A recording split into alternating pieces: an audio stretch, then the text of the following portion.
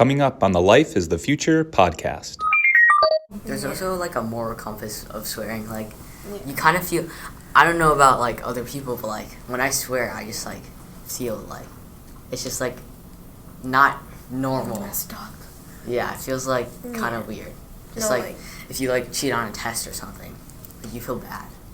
I don't know. I don't think I feel I have that same feeling, but not always. It depends on the group of people I'm with. Cause like I know some of my friends, swearing has become part of the 95% of their vocabulary. Like they can't go like an hour without swearing. Like even if I've seen them swear in front of their parents, and their parents are fine with it too. Cause I've heard their parents swearing too, and like whenever the kids swear in front of the parents are fine with it. I know for a fact my parents would not be fine with me swearing because it's like it's disrespectful and it's showing that I'm like changing because I used to be the innocent kid, but then if I start swearing in front of them, then that makes them think that I've changed a lot, and maybe I have for the better, for the worse. Hey, this is Scott Todnam, and you're listening to the Life is the Future podcast, a podcast for health education, middle school, and life in general. It's episode 3 of season 7 of our podcast. This week, 2 of our hosts for this school year, Sree and Samarth, bring in 2 guests to talk about language and cursing and insults and all-around negativity with words. This is the first time that our 8th graders are hosting their own episode, and I'll be back at the end here to wrap some things up. Without further ado, here's Sree and Samarth. Check it out. Hi guys, welcome back to the Life is the Future podcast. This is season 7, episode 3, and today's topic is swearing in school. I'm Samarth, one of the co-hosts. I'm Sree, the other co-host for today. And these are our guests. Srishti. Evan. Okay. So, what are your guys' general opinion on swearing in school?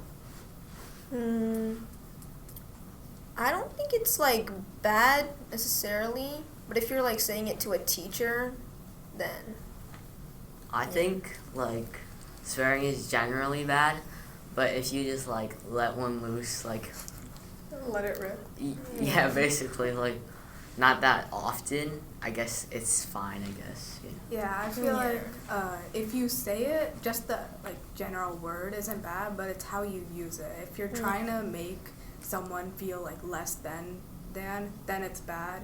But if you're just saying it as like a filler word, then like we all do that sometimes. yeah. I think I like how you said that like it's bad when it's used as an insult, but when it's a filler word, it's okay. It's sometimes okay. I know people who they don't use it as a filler word. They don't use it as an insult. They use it as a sign of popularity. Yeah, like all cool kids are saying these words nowadays. Yeah. So if a cool kid says it, then it's okay. But the moment someone like a quote unquote nerd says it, then it like sounds forced. Yeah, it sounds forced, and it's like almost as if that they're trying to be cool, and then they get demoralized. Yeah. And they like people start disliking them because of that word choice, even though they did not do anything differently that compared to the cool kid who got a bunch of praise, like, oh my god, you're so cool. Yeah, only certain people can say words like that, and then anyone else, they're just trying to fit in, but they're really not all that. I feel like more and more people are just like swearing nowadays because I guess it's just like more common because everyone's doing it. So yeah.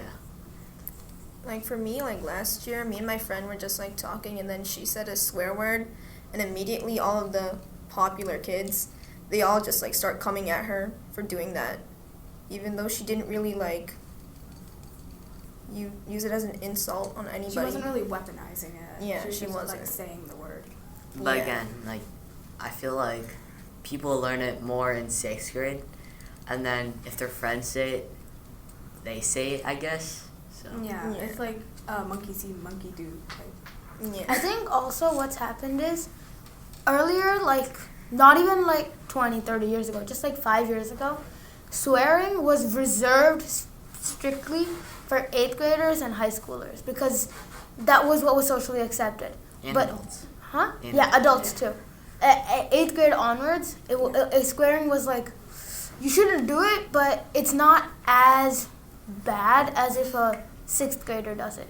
But now I've gone I've gone to some elementary schools for my friends' things, and then I've heard like kindergartners and 1st graders dropping the F-bomb left, right, and center, and it's the age at a certain point. The age is okay. Like I understand 6th grade because 6th graders have a lot of influence from 8th graders. Yeah. I know because I meet a lot of 6th graders in the halls, and they're just walking by each other. So if me and my friend are talking and he swears and a 6th grader is nearby, the 6th grader is gonna learn it eventually.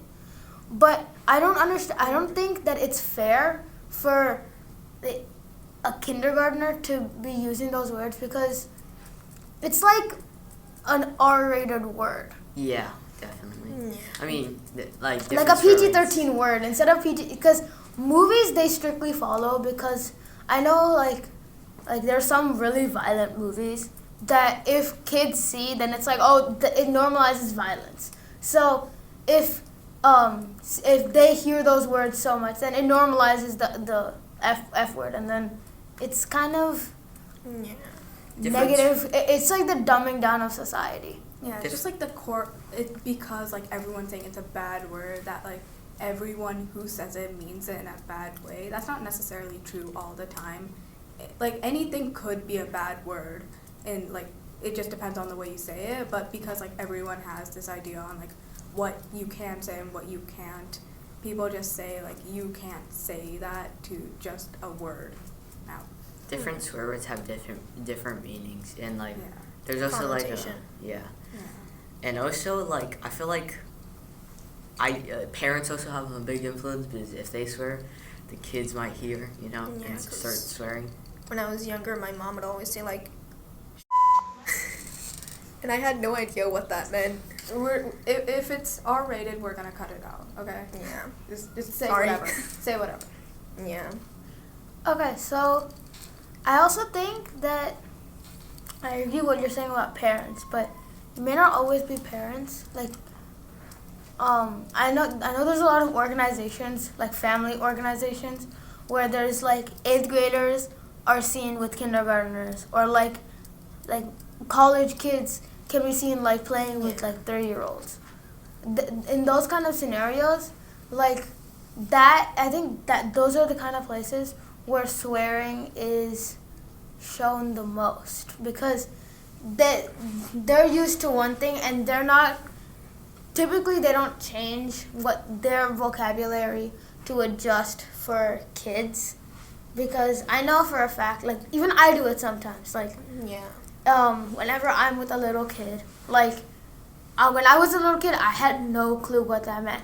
If I heard someone say heck, like they would like I would be like, oh, that's a bad word. You can't say that here. Yeah. And also, like I think it was also, oh my god. Yeah. No. Like if anyone said anything related to God, heck, stuff like that, it's like, oh, that's a bad word. But now, H-E double hockey sticks. yeah, H-E double hockey sticks. But then now I just walk down the hallway, I can hear the F-bomb, S word everywhere, and it doesn't change. It's like, oh, okay, whatever. So that amount of normalization should not be occurring in a middle school. In a high school, okay. Yeah, like even in class, you can hear people like just saying the word with like no care in the world. Like even to the teacher, I've seen people like just say like, oh, whatever, it's just a word. Don't say that to someone that you're supposed to show respect for. Because when you like use language like that, you're like treating them as if like they're like your peer. But like you want to use like more like better language in front of people higher up than you. I feel like it's also like kind of like a stepping stone to do other bad things, you know what I mean, in school. So it's just kind of like, at least if you swear often, then you're often seen as like The bad kid. Yeah, the bad kid. Yeah. You know what I mean? Troublemaker. I think the phrasing of like it's a bad word, like I don't know where this started, but according to like rumors and like social media, all the girls like a bad boy. So if it's a boy who does bad things, then they're a bad boy. I don't know. So that means that so it's like by swearing, they're like, okay, so now people will like me more because if a girl likes me, then I become popular. It's not true. It's just what middle school has been. It's like stereotypes. Yeah, it's a. Like, there are kids who are walking talking stereotypes, and I've seen that like happen here because I've seen kids who like swear left, right, and center, but then the moment that like the cool kids or girls are not around, no swear words at all. Like it's not that they weren't given an opportunity to, but because they would if they said hi, then even if they're saying hi, they would find a way to put a swear word into there. But if they're giving a long rant and there's no girls or popular kids around, then there's little to no chance of them swearing. They'll only swear and they'll say like HE double hockey sticks, like the S word, A word, never the F word. So. Yeah, but the opposite is also true sometimes. Like sometimes when they're like people you want to impress, you like try and like hide the like bad part of you. Yeah, it's like it's like first impressions matter type, and then like once you start getting more comfortable with them, you start like being more carefree with your choice of words. I feel like we've also like learned a lot through our 3 years here, you know, and 6th grade especially. I think one of the main issues of this is the talk. Yeah. I don't know, but it feels like the moment the talk was given, it's like there was a small world that we lived in. But then the moment that the talk basically opened a door into like something a lot bigger, and in that bigger area was where like swearing came. So the moment we found out about what happens in the talk, then that's when like, oh, okay, so that exists. That means there must be other things adults do that we are allowed to find out. So through all of that I think that might be one of the areas where some kids find out. Because I know a lot of kids who were very immature during the talk. I'm not going to say names, but... I wasn't here during the talk. I was there. I had to sit next to some of them, and it was annoying because most kids had already knew about what was going on in the talk by 4th grade, because either through siblings or Google. Yeah. Because Google, they don't automatically censor some things. I think they're doing that now, but earlier they weren't. So like you could just search it up, and then you would get anything you wanted. But even now you can like, there's like this thing called like safe search, and then you can like say turn off safe search. Yeah, but even with that, like, kids are curious. They just want to know things. Like, I feel like the start of it, when people, like, kids, like, start finding out, they just, like, want to know answers. Because, like, knowledge is power, right? So they just, like, want to know what's going on. And, like, with the talk, the fact that it's in a school setting makes it, like, everyone thinks, like, oh, if we can talk about that in school, we can, like, swear in school and stuff. It's, like, giving you, like, more options. People think it's giving you the option, the like ability to say those things. Because if that's in a school setting, then if you can talk about that, then you can talk about this. Yeah, it's also like if a teacher or administrator just like prevents you from swearing, then I feel like it kind of influences more people to swear because they're like, Absolutely, I'm breaking the rules. Exactly. It's like, don't do this, and then you're like curious about it. You're like, what will happen if I do this? Yeah, it's like kids want to do like the opposite of what adults say. Like if a mom tells their kid like, don't go to sleep at 6 o'clock. We need you to stay up. The kid's like more likely to go to sleep faster only because they were told not to. And also like I've even heard like racial slurs being like said it's just casually. like, normalized now. Like especially like nowadays, people just say it. Yeah. Just because everyone else is.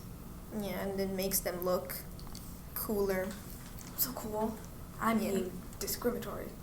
Yeah, I know. Like I've heard like curry muncher and stuff a Yeah. lot, but I think the one area that's the worst is the N-word referring to African American people, because it's not only that that it's used, but the fact that African American children are okay with it, and they're even like giving out passes. Passes, yeah. Like I've seen kids saying, "Oh yeah, here's an infinite N-word pass. You can use it whenever you want and just show it." Like, yeah, I have it. That provokes swearing more, because it's like, hey, I have this, might as well use it. It's like, hey, I bought a brand new car. I don't have a license, but I have a car. Let me use it.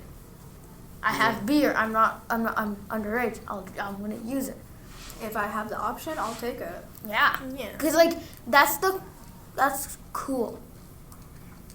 So There's also like a moral compass of swearing. Like you kind of feel.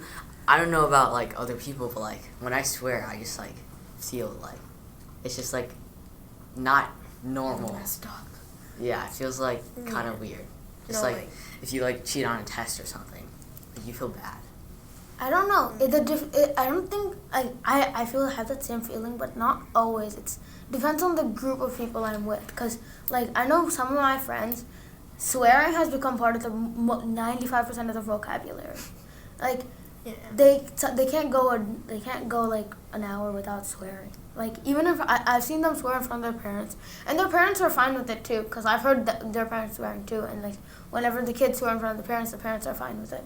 I know for a fact my parents would not be fine with me swearing. Yeah, mine too. Because Same. it's Mine like Yeah. it's so disrespectful, and it's showing that I'm like changing. Because I used to be the innocent kid, but then if I start swearing in front of them, then that makes them think that I've changed a lot, and maybe I have, for the better, for the worse. That does not really change, but yeah. And then also going back to the fact of weaponizing, I think this may be a topic for another podcast or for another episode, but I think we can. I think not only just like swearing, but general insults itself have been extremely targeting, and without like, I know like I've been called not swear words, but like stupid, dumb, like those should roll off. Yeah, just like normal But insults. it's not always the people, like I expect it from the popular kids, but like my good friends who I've known for my entire life, if they start saying that, then it hurts, because it's like Yeah. I trusted you, and then now look at what you're doing. Yeah, like it's again with the like when people start getting more comfortable around others, they start like letting what they like naturally would say out. So like once you start getting closer with people, they'll like start saying stuff like that, and it's like they like play it off like, oh, I'm just joking, but like they're really not. They're just letting their like true colors fly. Yeah, but in our society, it's like really hard to get off swearing, you know, because everyone, like basically, a lot of people swear, you know. Yeah. I think that's it for this episode. So thank you guys for tuning in, and we'll see you guys next time for in Life is the Future podcast. Thank you. Bye. Bye. Okay, thanks to Sree and Samarth for bringing in Evan and Srishti this week to talk about teenage language and how to deal with some of that negativity in the social development during adolescence. We're so fortunate to hear direct insight like this into what it's like to be a teenager right here and right now. Something new that you'll see we're offering this school year is a behind-the-scenes look in our podcast experience. We have some 7th graders as understudies that are going to essentially live stream each podcast episode this school year and give their own thoughts in real time as the 8th graders are recording. I think this is a cool concept, and we'll see how it all goes, of course, but it only helps build and embed some of these health skills that we're always working on: decision making, interpersonal communication, advocacy, self-management, and in the end, we're learning how to be appropriate, positive, healthy online. If you made it this far, thanks so much for following along and for helping to promote positivity and adolescent well-being. Until next time, thanks for tuning in.